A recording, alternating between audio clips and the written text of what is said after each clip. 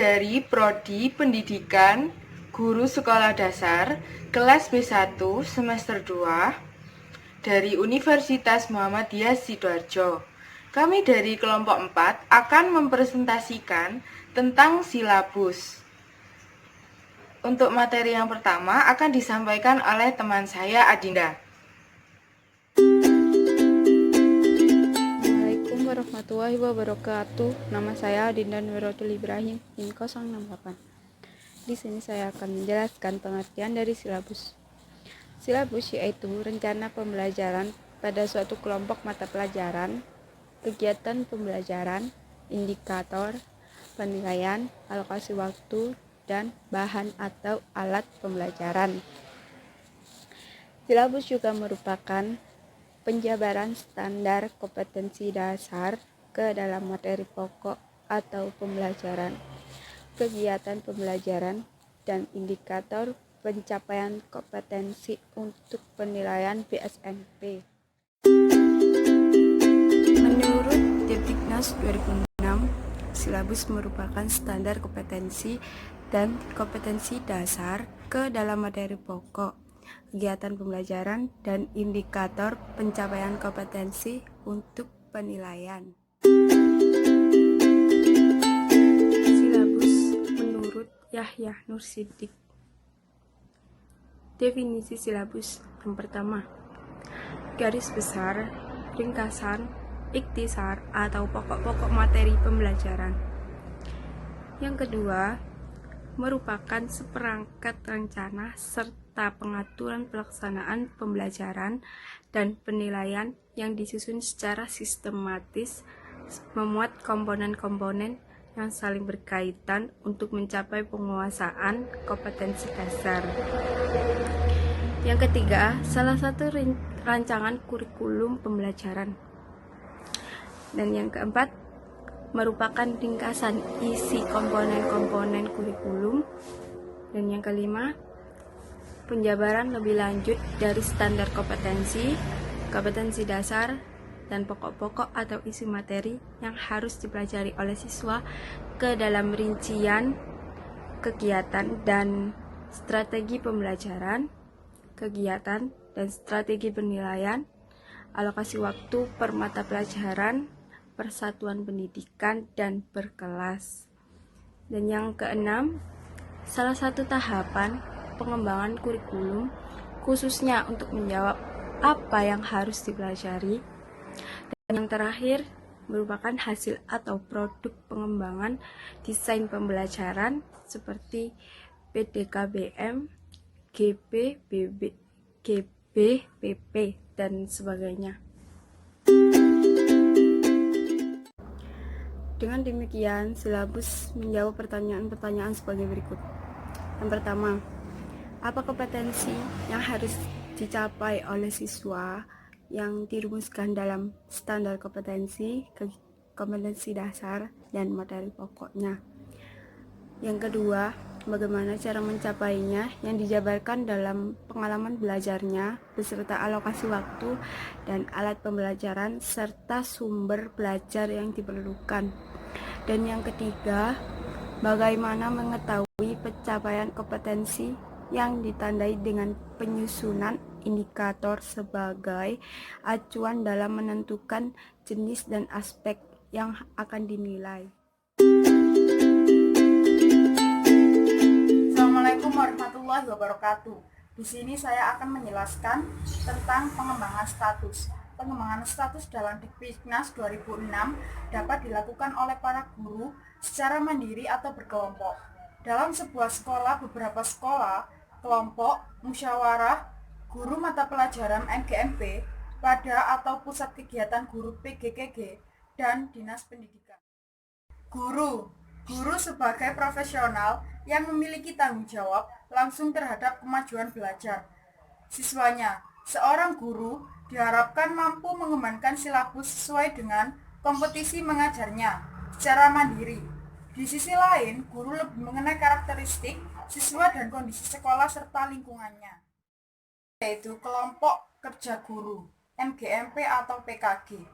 Sekolah yang mampu mengembangkan silabus secara mandiri sebaiknya bergabung dengan sekolah-sekolah lain melalui forum MGMP atau PKG untuk bersama-sama mengembangkan silabus yang akan digunakan untuk sekolah-sekolah dalam lingkungan MGMP atau PKG setempat. Yaitu Dinas Pendidikan. Dinas Pendidikan setempat dapat memfasilitasi penyusunan silabus dengan membentuk sebuah tim yang terdiri dari para guru berpengalaman di bidangnya masing-masing. Dalam pengembangan silabus ini, sekolah, kelompok kerja, guru, atau dinas pendidikan dapat meminta bimbingan teknis dan perguruan tinggi, LPMP, atau unit utama terkait yang ada di Departemen Pendidikan Nasional.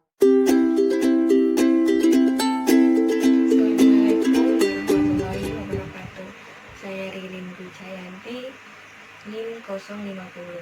Saya akan menjelaskan tentang prinsip pengembangan silabus.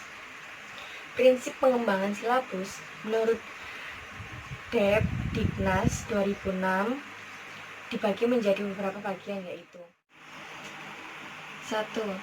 Ilmiah. Keseluruhan materi dari kegiatan yang menjadi muatan dalam silabus harus benar dan dapat dipertanggungjawabkan secara keilmiahan. Relevan. 2. Cakupan kedalaman, tingkat kesyukuran, dan urutan penyajian materi dalam silabus sesuai dengan tingkat perkembangan fisik, intelektual, sosial, emosional, dan spiritual peserta didik. 3. Sistematis. Komponen-komponen silabus saling berhubungan secara fungsional dalam mencapai kompetensi. 4. Konsisten. Adanya hubungan yang konsisten, ajak, taat, akses antara kompetensi dasar, indikator, materi pokok, pengalaman belajar, sumber belajar, dan sistem penilaian. Selanjutnya, 5.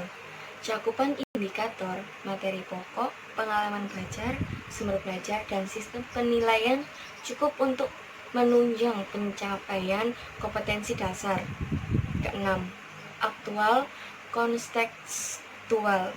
Cakupan indikator, materi pokok, pengalaman belajar, sumber belajar, dan sistem penilaian memperhatikan perkembangan ilmu, teknologi, dan seni mutakhir dalam kehidupan nyata dan peristiwa yang terjadi. 7. Fleksibel. Keseluruhan komponen silabus dapat mengakomodasi variasi peserta didik, pendidik, serta dinamika perubahan yang terjadi di sekolah dan tuntunan masyarakat. Dan yang terakhir, menyeluruh komponen silabus mencakup keseluruhan ranah kompetensi kognitif, afektif, psikomotor. Assalamualaikum warahmatullahi wabarakatuh. Saya Devina Regita Cahyarani dengan nomor NIM 120. Di sini saya akan menjelaskan tentang prinsip pengembangan silabus menurut Yahya Nur Siddiq. Yang pertama yaitu ilmiah. Materi pembelajaran yang diberikan dalam silabus harus memenuhi kebenaran secara ilmiah. Maksud dari harus memenuhi kebenaran secara ilmiah yaitu kebenaran tersebut sudah diuji, diteliti menggunakan teori-teori ilmu pengetahuan yang ada atau berdasarkan ilmu pengetahuan dan dibentuk sesuai dengan kaidah-kaidah ilmu pengetahuan dan memperhatikan perkembangan dan kebutuhan siswa, cakupan, kedalaman, tingkat kesulitan, dan urutan penyajian materi dalam silabus disesuaikan dengan tingkat perkembangan fisik dan psikologi siswa. Maksudnya yaitu, seperti yang sudah kita ketahui, setiap jenjang sekolah seperti SD, SMP, dan SMA mempunyai tingkatan kelas. Nah, sekarang kita membahas yang SD. SD mempunyai 6 tingkatan kelas, dari mulai kelas 1 sampai kelas 6. Seseorang yang menyusun silabus harus mengetahui karakter atau rata-rata karakter yang dimiliki oleh siswa kelas 1 SD sampai kelas 6 SD. Di situ setelah mereka mengetahui karakter dan psikologis siswa kelas 1 sampai kelas 6 SD, maka akan mempermudah mereka untuk menyusun silabus yang sesuai dengan kemampuan yang dapat diterima oleh mereka. Jadi, materi yang akan disampaikan guru kepada muridnya tersebut bisa diterima dengan baik karena silabus yang telah disusun sesuai dengan tingkat kelas siswa. Yang kedua, yaitu sistematis. Silabus dianggap sebagai suatu sistem sesuai konsep dan prinsip sistem. Penyusunan silabus dilakukan secara sistematis, sejalan dengan pendekatan sistem atau langkah-langkah pemecahan masalah. Nah, di sini sudah dijelaskan, silabus dilakukan secara sistematis. Maksud dari sistematis yaitu harus berurutan, terperinci, dan juga sesuai. Jadi, yang sudah dijelaskan tadi, seseorang yang membuat silabus itu tadi harus menyampaikan isi dari silabusnya itu secara urut, terperinci, dan juga sesuai. Nah, sesuainya itu tadi sesuai dengan tingkat kelas siswa, agar siswa tersebut mudah dalam belajar dan dapat menerima materi dari guru dengan baik. Yang ketiga yaitu relevansi, konsistensi, dan juga kecakupan.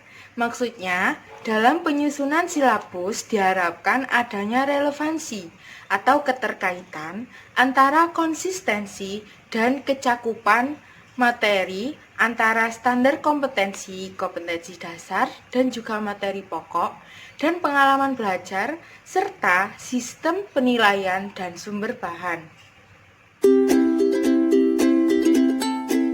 Untuk materi selanjutnya yaitu tahap pengembangan silabus. Ada beberapa tahap, ada 5 tahap yaitu perencanaan, pelaksanaan, perbaikan, pemantapan, dan penilaian silabus.